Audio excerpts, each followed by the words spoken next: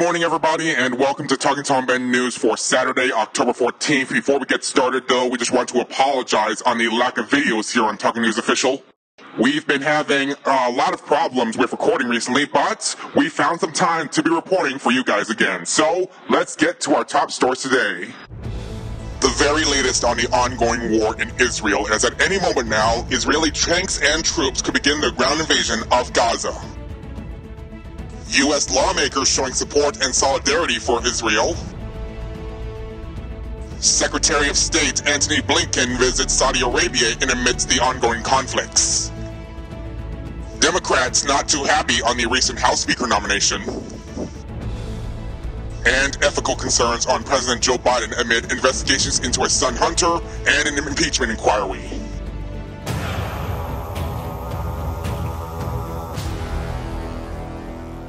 But we do start with the latest on the war in Israel. Israel's military has told more than 1 million people living in the northern Gaza Strip to evacuate to move south in the besieged enclave as fighting between it and Hamas continues.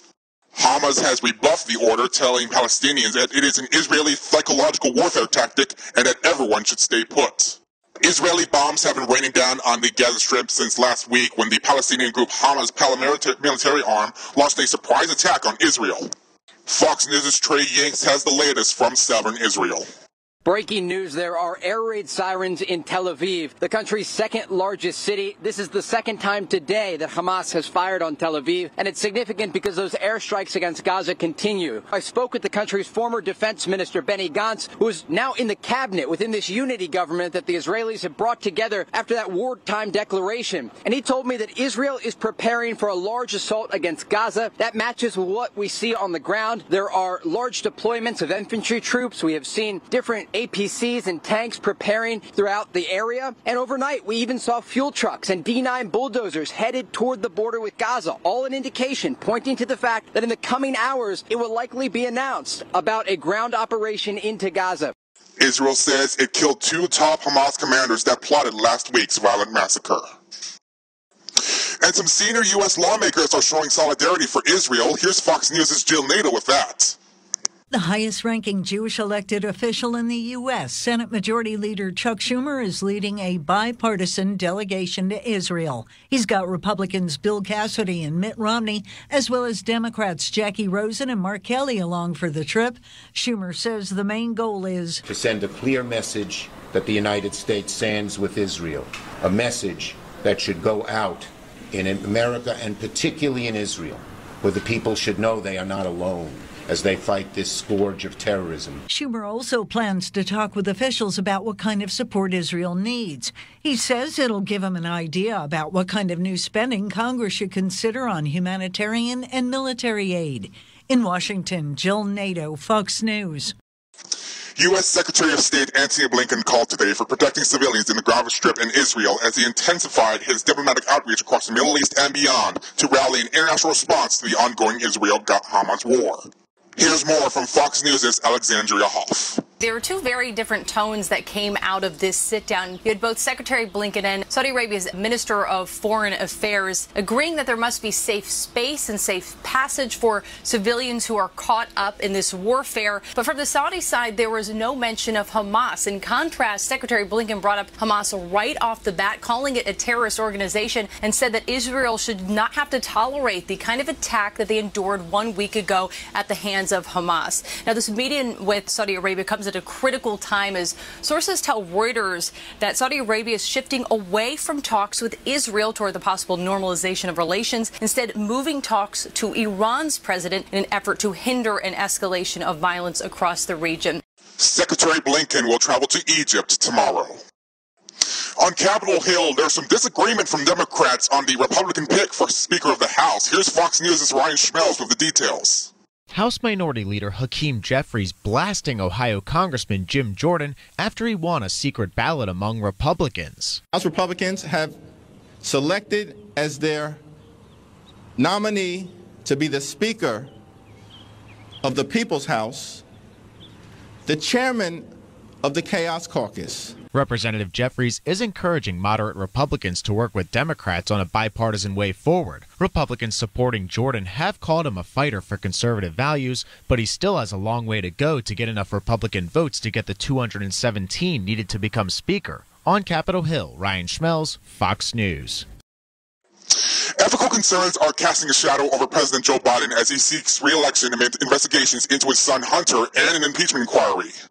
An Associated Press and the Nordic Center for Public Affairs research poll shows that 35% of U.S. adults believe the president himself has done something illegal.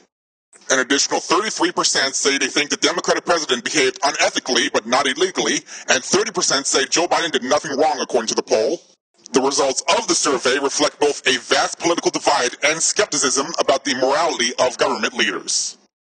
Still to come, the suspect in the Natalee Holloway extortion case is expected to plead guilty.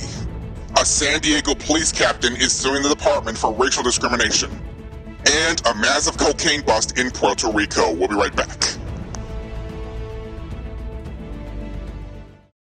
This is your season to smile with new dentures from Aspen Dental. To gather together and discover the moments that matter. To jump into the fun and join in the celebration. To help get you ready, your Aspen Dental denture team is celebrating 25 years of affordable care with an epic anniversary savings event. Don't miss enjoying a moment with fast repairs in our on-site labs and 20% off your custom dentures. Plus, we have a denture money-back guarantee so you can smile with confidence.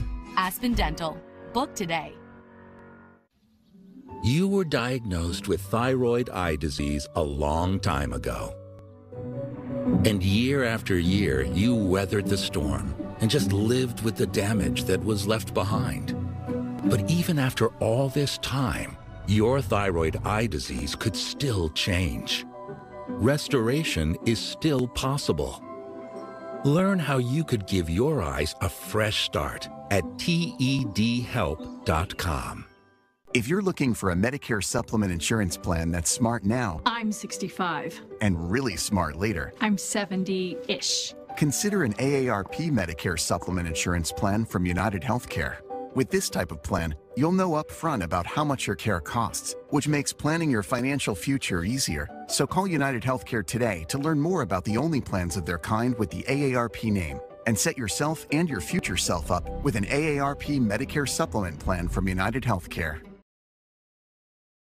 Welcome back.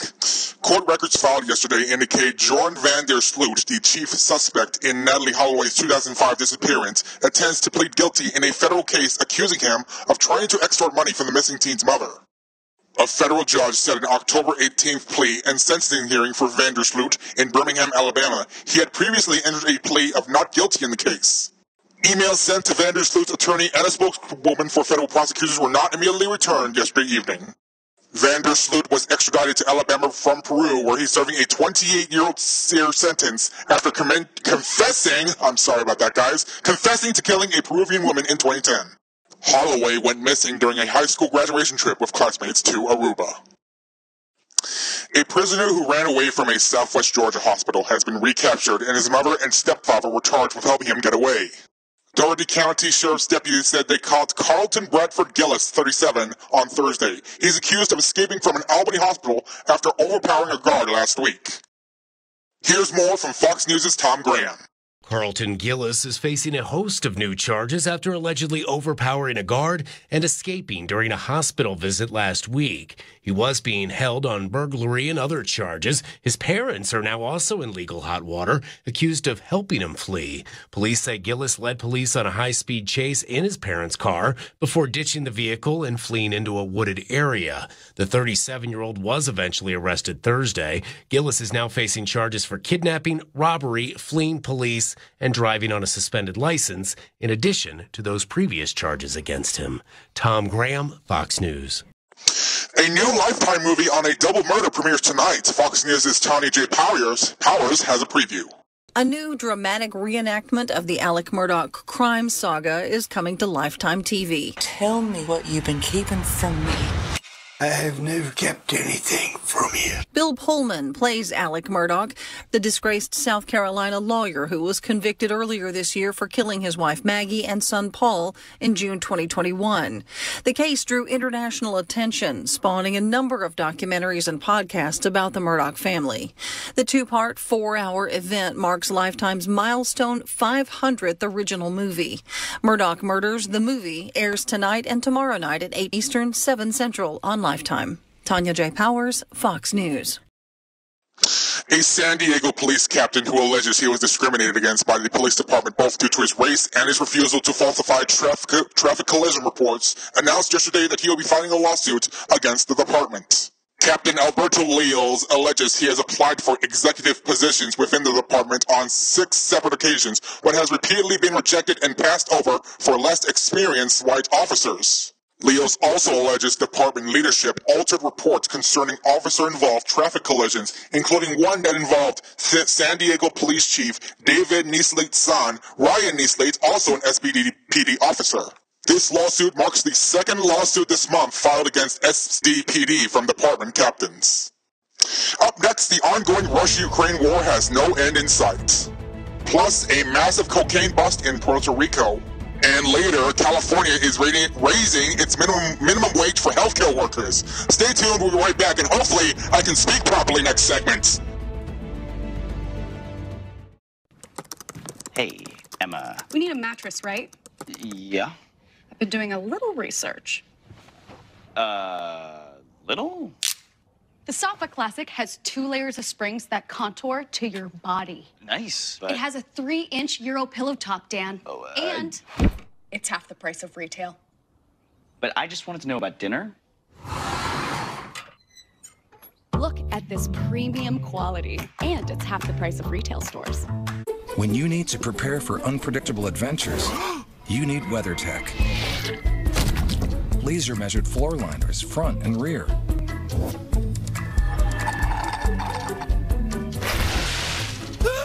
Seat protector to save the seats. They're all yours. They're here. Hey, I knew you were coming, so I WeatherTech the car. Can we get ice cream? We can now. Kid-proof your vehicle with American-made products at WeatherTech.com. Welcome back. Ukrainian officials reported intense combat as Russian forces relentlessly assaulted the eastern Ukrainian city of Avdiivka for a 5th consecutive day today. City leader Vitaly Barabash reported that Moscow was deploying additional forces to encircle the strategically important city in the eastern Donetsk region, situated just north of the Russian-held regional capital, also called Donetsk. Around 1,600 civilians remain within the city, a stark contrast to its pre-war population of about 31,000. Russian President Vladimir Putin launched his war against Ukraine in February 2022. Barabash's comments came after Russia's UN ambassador Vasily Nebenzia told a UN Security Council meeting yesterday that the intensified attacks in the east amounted to a new stage in Moscow's campaign in Ukraine. But Ukrainian President Volodymyr Zelensky said earlier this week that Ukrainian forces were keeping Russian troops at bay and, quote, holding our ground. A massive cocaine bust in a U.S. territory. Here's more from Fox News' Lisa Lacera.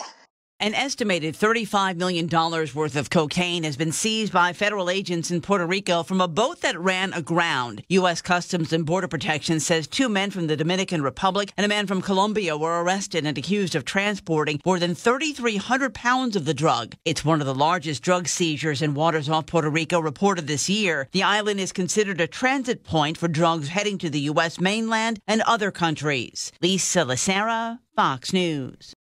And stay tuned, everybody. We'll be right back with more after this.